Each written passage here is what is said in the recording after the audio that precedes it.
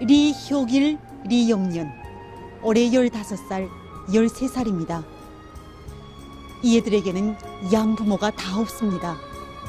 하지만 효길이는 창덕학교에서, 영년이는 중구역 동안고급중학교 저기송학반에서 공부하고 있습니다.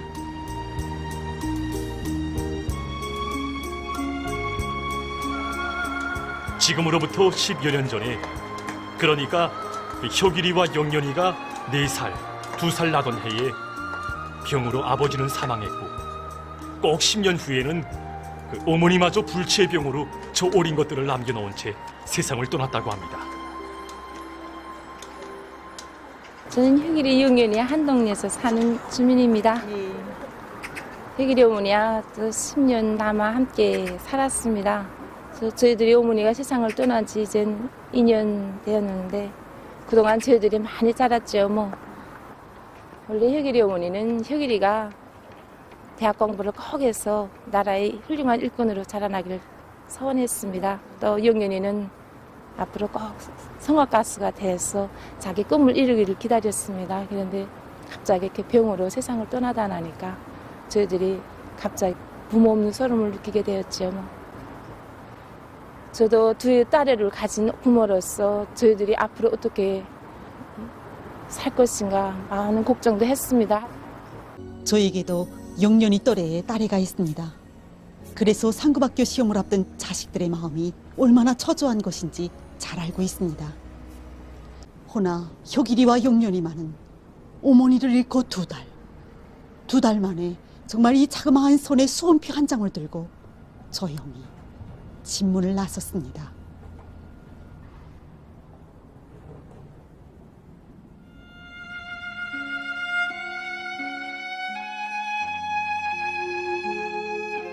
엄마, 며칠 전에 오빠가 창덕학교 입학 통지서를 받았어요. 오빠는 내가 울까봐 입학 통지서를 감추고 이야기하지 않았지만 인민반장 어머니가 알려주었어요. 그런데 난 소식이 없었어요. 헌데 오늘 오후에 문 두드리는 소리가 나서 나가보니 나를 선발했던 저기송학반의 그 선생님이 문 밖에 서 있지 않겠나요? 선생님은 입학 통지서를 내 작은 손에 쥐어주었어요. 그 입학 통지서를 받고 보니 어머니 생각이 났어요.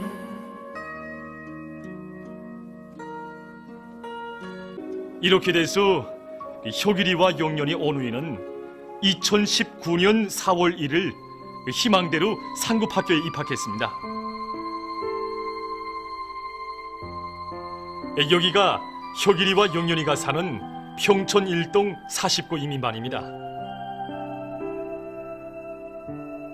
우리 연호 때는 잘 보이지 않지만 이렇게 특히 이게 큰 명절날에는 부모 친척들이 다 모이는 이런 명절로 되지 않습니까? 이럴 때 우리 영년이가 어떻게 있을까 하는 이런 생각을 항상 가지게 된단 말입니다. 이게 이제는 우리 모든 여명어들이 하나의 심정으로 됐습니다. 이번에 38절에 우리가 영년이 집에 문을 열고 들어섰을 때에 영년이와 효길이가 정말 반기면서 마주 나왔습니다.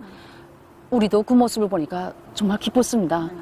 그런데 들어서기 바쁘게 제 노래 한 곡 들어주십시오. 그래서 솔직히 영년이가 좀 쫄란이라고 나서기가 막 좀 부끄러워하는 이런 천성을 가지고 있어서 노래 한번 들어보기가 힘들었단 말입니다.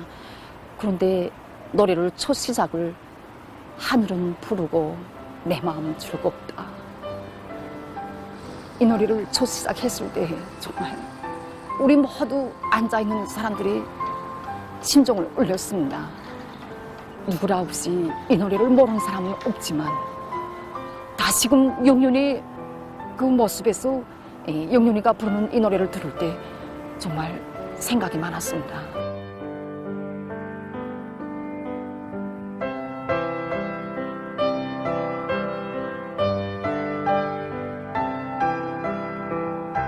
김장철이면 자기 집의 김장보다 효길이네 집 김장을 먼저 해주곤 했다는 동초급 여명 일꾼에 대한 얘기며 너희들끼리 어떻게 살겠는가고 또 자기 집에 가서 함께 살자며 진정을 바친 동사무소의 한 일꾼에 대한 이야기.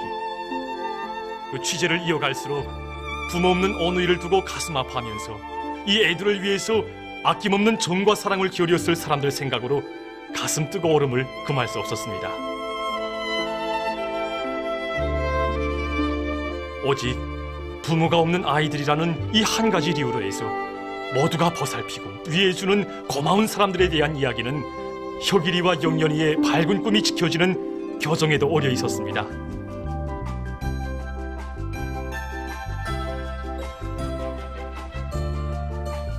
여기는 창덕학교 오보이 수령님의 모교. 하늘의 태양을 받들어 올린 성스러운 배움터에서 혁일이가 공부합니다.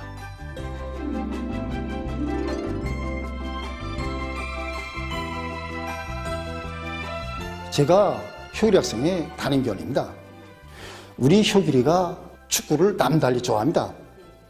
그런데 학급이 처음 조직될 때에는 그가 볼을 얼마 차려고 하지 않았습니다.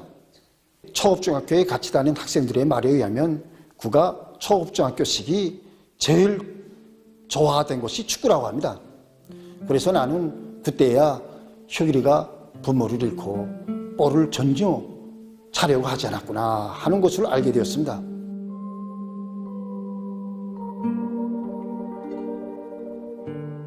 그 다음 날부터 저는 의식적으로 볼을 차도록 매일 축구를 저지가였습니다. 그 과정에 효길이가 동무들과 가까워지고 학교 생활에 종을 붙이게 되었습니다.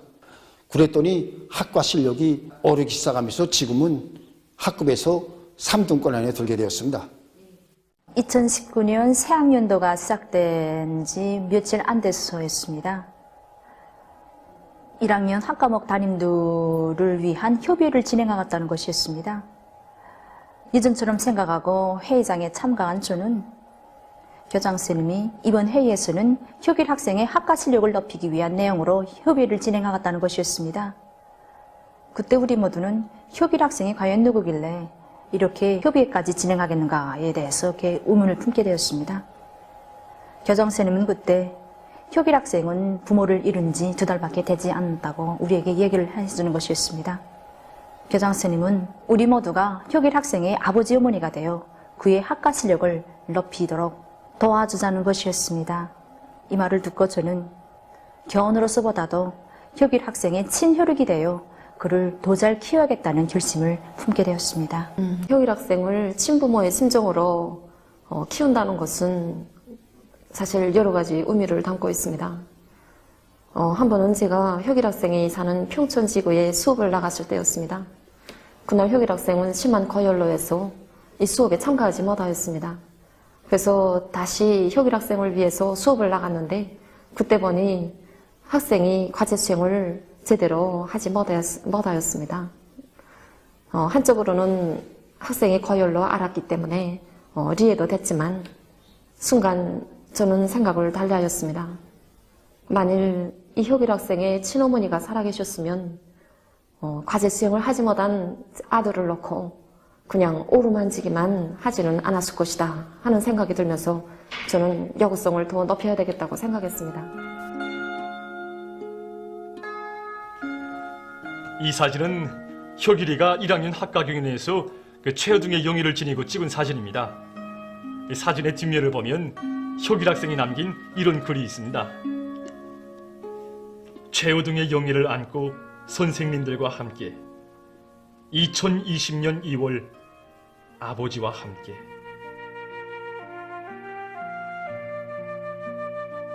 아버지와 함께 그 혁일이와 영년이에게는 아버지와 함께 찍은 사진이 유일하게 한 장뿐이라고 합니다.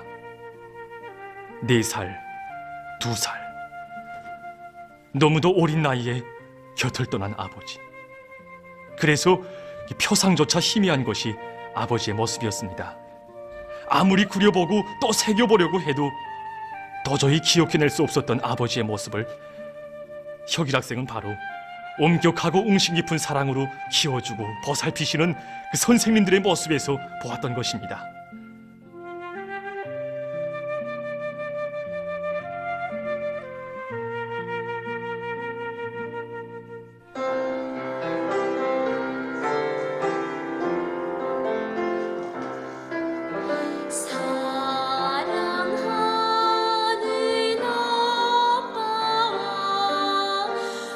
여기 중구역 동안고급중학교 저기송악반은 우리 인민들 누구나 사랑하는 이름 있는 가수들을 수많이 키워낸 것으로 널리 알려진 교정입니다.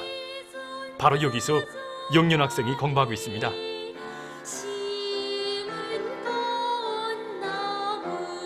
이 학생이 전과 과목에서 최우등해서 용예 교실판에 난 영연입니다. 그래서 우리 저기성악반에 입학하면 6명의 교원들이 한 학생에게 이렇게 전문적인 교육을 주게 됩니다. 그래서 시창을 비롯해서 피아노, 그다음에 음악 기초, 그다음에 율동 여러 가지 이렇게 교육을 받게 됩니다.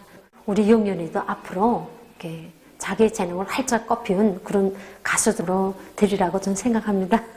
개학날에 영연이 학생만은 정말 그저 7명 내지 그저 한 10명 정도씩이나 따라왔댔습니다. 그래서 제가 영연 학생 정말 큰 식솔이라고 생각했는데 알고 보니까 이제 양보마가 없는 과였더란 말입니다. 그래서 야, 그걸 보면서 진짜 어떤 사람들일까 하고 저도 의문이 많이 가졌고, 그래서 알아보니까 그게 동네 인민반장 어머니며 그다음에 유명위원장 동지, 그다음에 다 이렇게 영연이 가족을 돌봐주는 이웃들이더라 말입니다. 그래서 진짜 감동이 컸습니다. 그 개학날에. 사심 없이 진함 없이 이끌어주고 키워주는 교정의 선생님들이 혁일이와 영년이 이들 어느 이의 부모가 되어주고 친근한 혈육이 되어주었습니다. 얼마나 아름다운 인간들인가, 얼마나 고마운 사람들인가.